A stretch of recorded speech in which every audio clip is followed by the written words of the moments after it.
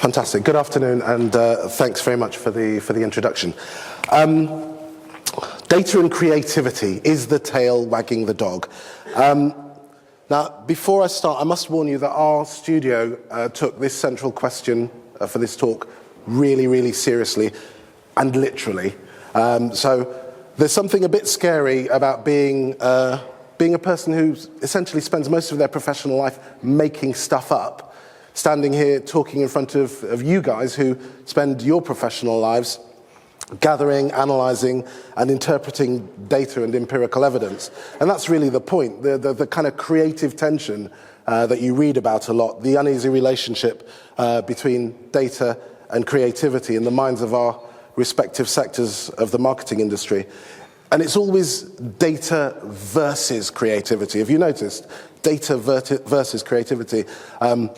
Like you have to make some kind of choice. Like, do you want plumbing or electricity in your house? Both. I want both. And they need to work together harmoniously and deliver what I need to enjoy my property. And so I want to throw out some ideas about how to bring together these two parts of, I guess, what we call the marketing delivery system from our perspective. And I'm talking particularly from the perspective of small to medium, probably independent research and creative organizations. As I feel that perhaps with larger agencies, larger creative marketing agencies, it's not so much of an issue reconciling the two approaches, as they often happen under the same roof, or you know, at least there's a single command and control structure. But I could be wrong about that. So I'll speak to you very personally about our experience and our understanding. We are at the very beginning of our meaningful relationship with data. So I'm going to try and give you guys an insight into the head and, of course, the heart of the creative side of the equation. As it says on the agenda, I work for iFour. We're a smallish agency. There are about 15 of us, and we're based in Tunbridge Wells in Kent, in the UK. And we turn out some pretty good design and marketing, and it's not working. Oh, there we go. There we go. Yeah, so this is just a sample of the work that we do. We're a team of designers, of marketers, of brand strategists, of developers, copywriters, and our clients come to us with problems that need a creative solution. And we focus on the brief, and then we follow our methodology, which involves a fair amount of desk research, and then our own qualitative research method. Sometimes clients will come to us with discoveries that they have made themselves or they've commissioned that are qualitative of nature. Very rarely, they come to us armed with insights that they've garnered from quantitative work that they've undertaken. I stand in front of you confessing that we're in our 12th year now, we have never commissioned any quantitative research as part of our solution. And yet, here we are, an award-winning, and I had to put this in, the bosses here. We've got a lot of tech-oriented clients, and you know, we win the occasional award as well. So it seems to be working in some way. So the way it normally works is that our clients don't appear to need or don't have the sense that they need this data to drive forward their businesses. Even our many tech clients, they tend to be about as sophisticated as we are, which is not terribly. And then the way it normally goes, as it says there, is we get hired, we do some qualitative discovery work, workshops, in-depth IDIs, interviews, online questionnaires, etc., and where the design problem is articulated and a strategic solution is proposed. Then we go on to the creative phase where the magic happens, my creative director tells me, and occasionally at this stage we'll do some A/B testing, perhaps on the creative elements that we produce. But in all honesty, mostly it's just a judgment call between us and the client, which to go with. During and after the campaign, the client's media agency will give us some feedback. We'll find out how things have gone or are going, and then we can tweak or replicate what we've done in a campaign, just according to what the data tells us. And so it goes, basically that's how it goes. Very standard. It goes qualitative, creative, quantitative. See, speak, listen. And it's a very, very standard, basic approach. And the thing about it is, our clients will hire the different inputs. They hold the reins, and we are working in silos at the moment. And basically, they just orchestrate the stuff that they want, rather than us having any control over it. So maybe this sounds familiar to you, maybe it doesn't, but I can assure you there are lots and lots of medium-sized creative agencies that are working exactly like this, just the way we do. And it's cool. It's been just fine. We feel, oh, we're a creative shop. We don't really do numbers. We don't do data. It's not our thing. Obviously we have a healthy respect. We believe in them, but historically, for us, the story has been. I don't know if you've heard of Tversky and Kahneman, two behavioral economists. They're absolutely fantastic. They delved into a lot of the rational, irrational side of the pathway to purchase. And they said, no one really ever made a decision because of a number. They needed a story. And I think this has been the refuge of a lot of creative agencies in terms of not really interacting and engaging with data. We know that the numbers don't lie, but they don't generally tell stories with empathy. However, increasingly, we are getting nervous clients coming to us with a clear sense, really, that somehow the data is out there. And if only they could harness it, it would make them it would take them to the promised land so much more cost-effectively, or effectively, full stop. And they want some of that action. They understand they should be doing more with their data. And at this point, when I say data, I just mean information on behavior that's brought into existence, or recorded, or requested, or offered, or scraped from paid, earned, or owned media. So there's this awareness from the clients that the data is out there.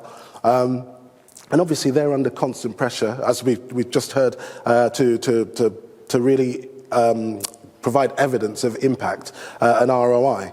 So I guess what I'm saying is, it feels like there's an opportunity for those who specialize in data, analyzing and interpreting the choices that people make and the behavior that flows from them, and for those people like us who specialize in engaging and connecting with people and trying to influence those choices and behaviors. It feels like there's an opportunity for us to independently get together to develop some seamless delivery mechanism for clients. Because becoming more fluent in each other's languages obviously is going to improve our own work. But more importantly, it improves what we do for the clients, many of whom are getting to grips with this stuff, as I say. So here are a couple of ideas that we can actually talk about, how we could do it. So for us, I have to tell you, it really is all about the brand. No brand, as far as we're concerned, no behavioral data, or no reason to conduct research. For creative agencies, no brand, no context into which to build that narrative, to connect and engage with consumers. So the first opportunity I'd like to offer out is that, for data experts to converge with creatives, is to put the brand at the center of the research, or of the perception of the brand at least. Most creatives and strategists are obsessed with it. We are preoccupied with the health, the positioning, the protection of our clients' brands. And we, at iFour, the first thing we do is we either produce or update a snapshot of the current market position of the brand that we're working with. And that, once we have that picture, those coordinates, they are our North Star. And everything that everything we do needs to be pushing us towards it. And if we find ourselves working on a website or a campaign or anything where we feel that it's not driving us towards that agreed brand position, then we push back really hard. Regardless of the consequences almost, we push back really hard to make sure that we get back on course. So, if you're a research professional, you can add so much more to the discussion, I feel, and connect so much better with creatives if your input is framed in terms of outcomes for the brand. Analysts and researchers have so much scope to make the creative so much better by connecting data on brand, behavioral, transactional, social, conversation data with a full understanding of the brand's personality and its mission. If you understand what those are, and if you can help us understand the connections and the correlations and the significance of them, then all of a sudden, for those creatives who are feeling a little bit nervous, data doesn't become a straitjacket that stymies creativity. It becomes a beautiful, high-quality canvas on which they can actually work. So that's the first one. As has been discussed, increasingly data doesn't just inform creativity, it is the creative. Its inventive use throws up loads of new opportunities, and obviously data itself is can be a storytelling platform, and this is nowhere near as widespread in the creative community, these ideas, as they should be.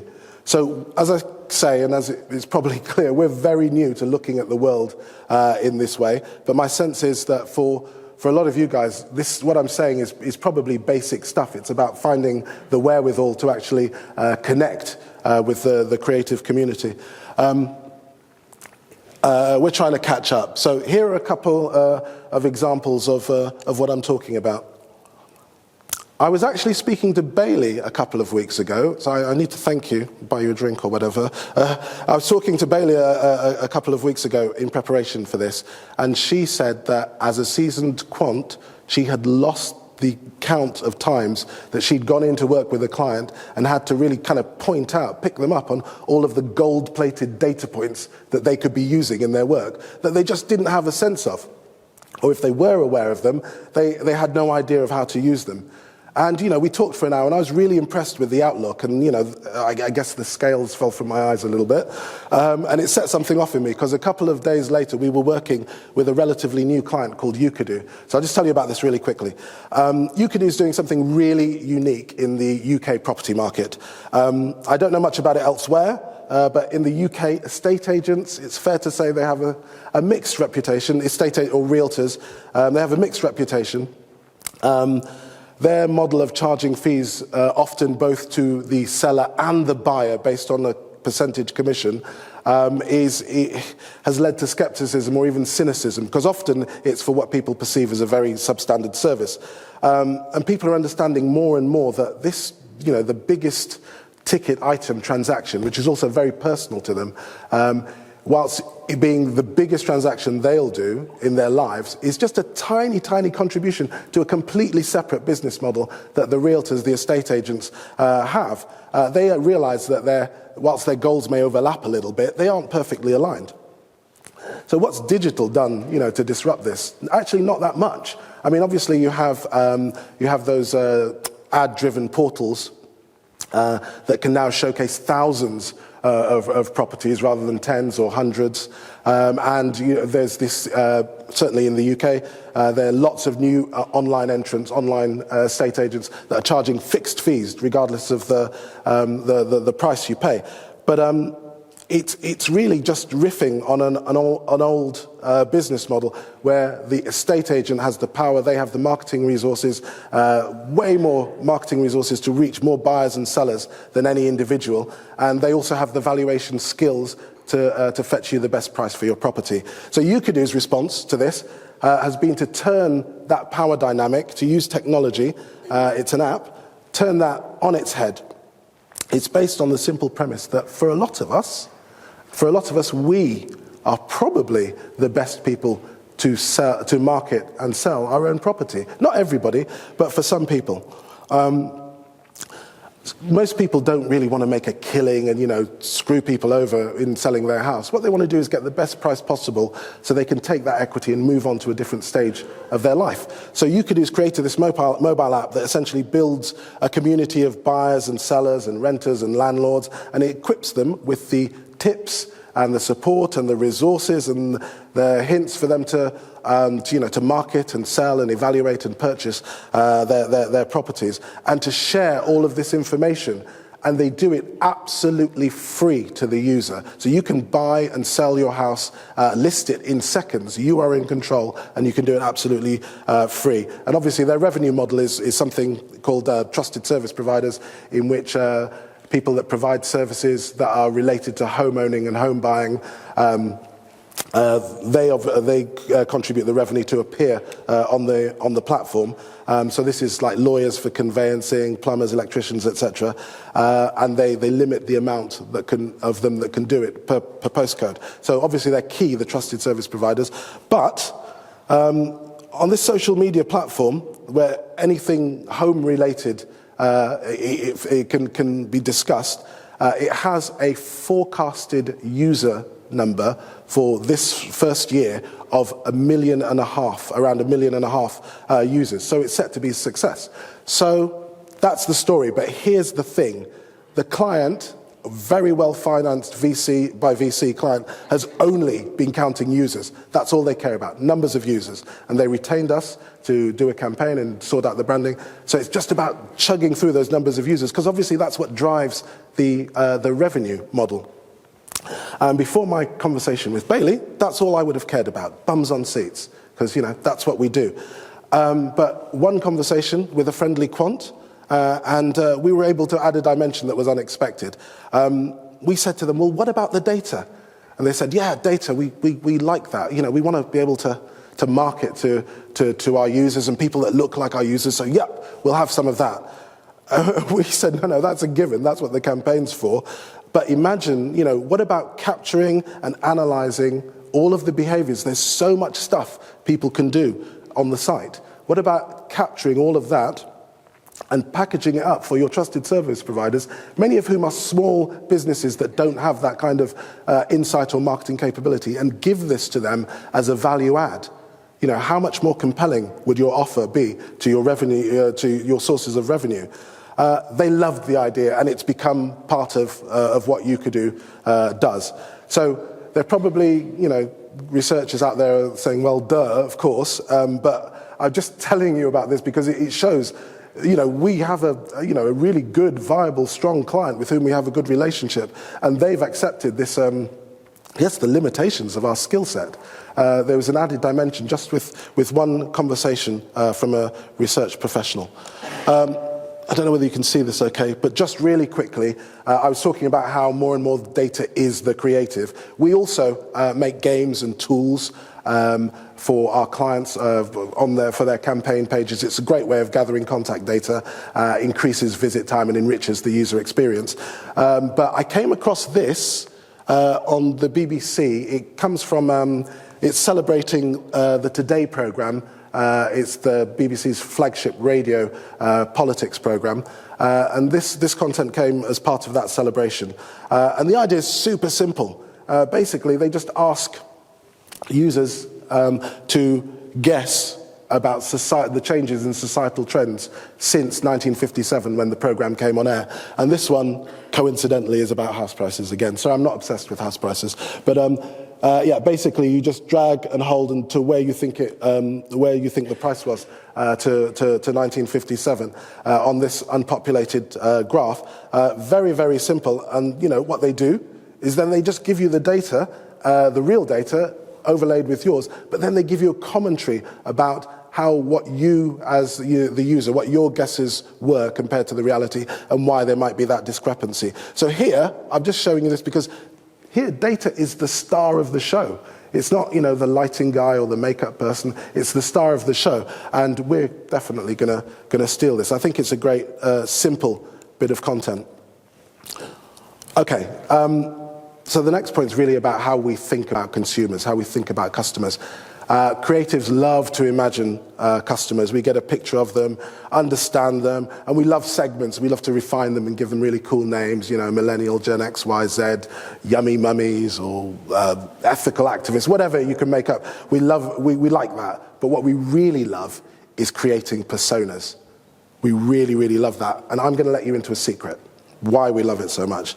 I believe that we love these constructs not simply because they help us and the client get a fix on consumer or customer archetypes. You know, the idea is that surely it's easier to have a conversation with or to market with someone you know, right? I think maybe it is that, but it isn't just that. It's not just this firing up of the imagination. I think deep down a lot of creative agencies understand that this desire for a narrative, you were talking about patterns, basically, us being pattern-seeking creatures. This desire for a narrative, for a story, for things to make sense is so great that even if the persona we've made up is not reflective of the data of intelligence, it'll probably fly. You know, you get the commission. I think that's partly what's going on, because anecdotes are so powerful in getting points across, especially if you want to believe them, that they don't have to be true. They have a momentum in and of themselves. And obviously in this era of fake news, that's self-evident. So I think, you know, a lot of big campaigns have been greenlit and gone ahead just because creatives were able to bounce the client into it, you know, with a little bit of pizzazz and a lot of conviction. So the idea of getting under the customer's skin to understand their motivation by, you know, and making some of it up is a thing with us, not us, but some creatives, because it works. And sometimes the campaigns that come from it work. You know, there's this idea of creatives tapping into some deeper human truth. Why let the facts get in the way of a good story? And the reason is, well, because of the facts. You know, a researcher might point out that actually the biggest ad channels, you know, your Googles and your Facebook, they don't care. They don't care who a customer is or why a customer does what it does. Who cares why a customer does what they do? The fact is they do it. We can record it, we can correlate it with lots of other behavior, and we can use this information to go to where the customer is, give them what they want, when they want. Forget all of this nonsense. I'm exaggerating, but you know, no client has ever come to us and say, just market to a bunch of behaviors. But I have encountered creatives, okay, I'm getting a sign here. I have encountered creatives who are actually scared that this is going to suck the life out of creativity. So the middle way is, I'd say, some kind of composite, some aspirational tribe. We have to get better as creatives at engaging with abstracts and more accepting that when the correlation of the data throws up correlations that don't fit our simple truth. And you guys have to get better at helping us to do this by making the abstracted data come alive more, and doing this not as separate activities where the client is holding the strings, but coming together, a joint, seamless approach to delivering our expertise. Basically, data and creative need to be entwined earlier on, is my point. We need to be constantly seeking out opportunities to ask questions together and develop solutions together. So what I'm saying is, go out there, find that creative partner that fits with the way that you work, and you know, riff on ideas about how more value can be brought, not only to your organization, but also to your clients. And creatives have to do that as well. We have to go out and find research allies that are going to really reinforce and underpin the work we do, not do it, you know, rather than being thrown together by clients. So I honestly believe that this convergence, it's happening, it's going to happen, and what I'd like is for our respective sectors to shape it more proactively and optimize it together. And going back to the dog, if we get this stuff right, who cares who's in control? Look at him, he's very happy. Thank you. I should just say that Graham, our creative director, and Claire, our business development manager, are also in the room. We'd love to talk to anybody afterwards. Thank you very much.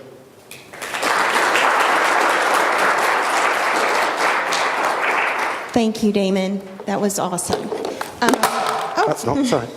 Okay, So you have a lot of questions in Slido, but I've tried to consolidate them into one.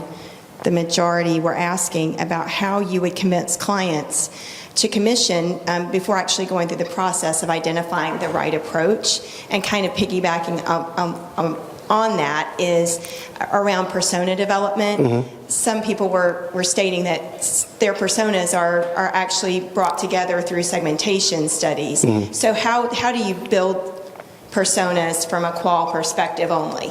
Okay, so I'll deal with the first question. The first bit of the question first was, how do you convince clients? What I would say is that we have a lot of clients with whom we have long and trusted, tried relationships. We've brought them success, and what we've realised is that we've done it as a half a job, not terribly scientific, and there are all these avenues open to us. We've just made them fall in love with ideas, and happily, a lot of the ideas have been good and have worked for them. How much better would they be if they'd been underpinned by data? I don't think it's a hard sell for us to go into those tried and trusted clients and say, hey, we have a new model, a new product. It's going to cost you a little bit more, but these are the benefits, and those are the alliances we're trying to strike. Sorry, the other part was, how do we build personas on?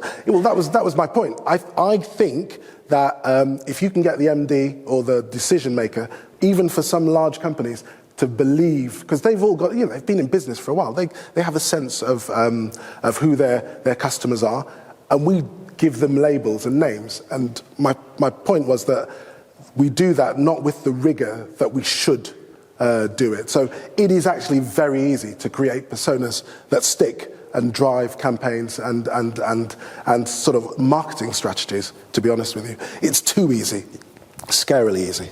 Well, we appreciate it. Thank you. Answer those additional questions, and thank you again. Fantastic. Thanks very much. Thank you. Okay, so